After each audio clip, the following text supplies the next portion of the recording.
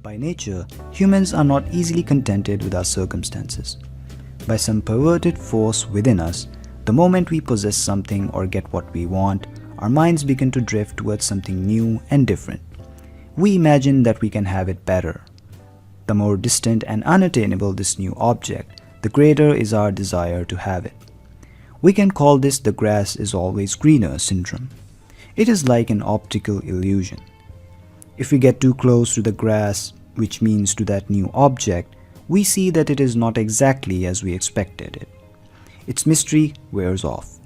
Closer to home, we can see the syndrome at work in our daily lives as we continually look at other people who seem to have it better than us. We may be in a perfectly satisfying relationship, but our minds often drift towards a new person, someone who doesn't have the very real flaws of our partner, or so we think.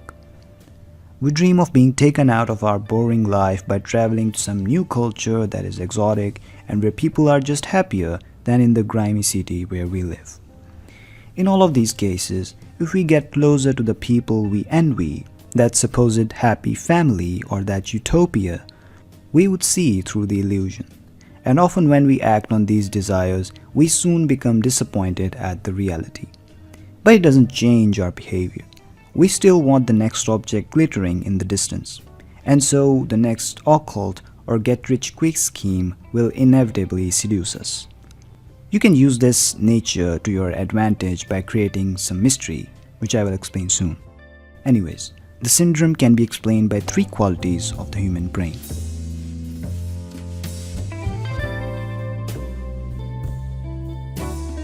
The first is known as induction.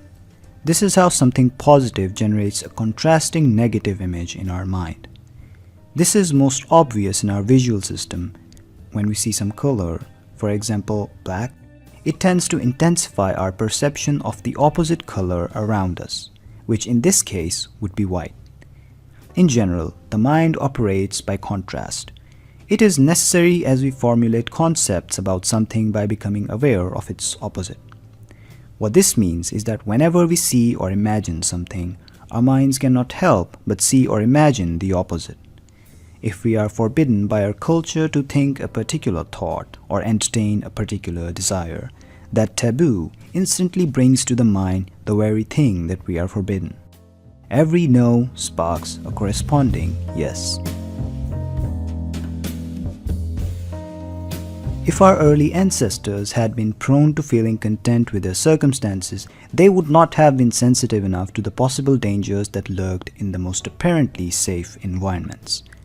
We survived and thrived through our continual conscious alertness, which predisposed us to thinking and imagining the possible negative in any circumstance. We are inclined, therefore, toward a continual negative bias.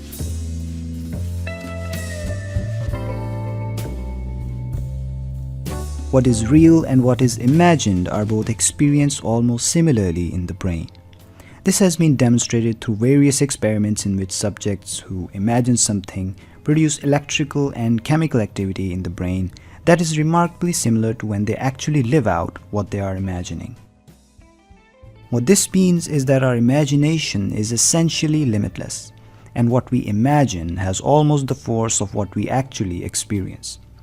And so we become creatures who are continually prone to imagining something better than the present circumstances, and feeling some pleasure in the release from reality that our imagination brings us.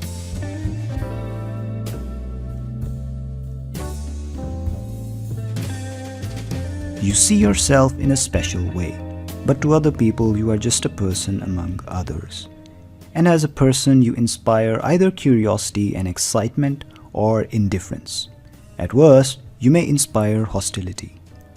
Keep in mind that people project onto you their own fantasies and preconceptions.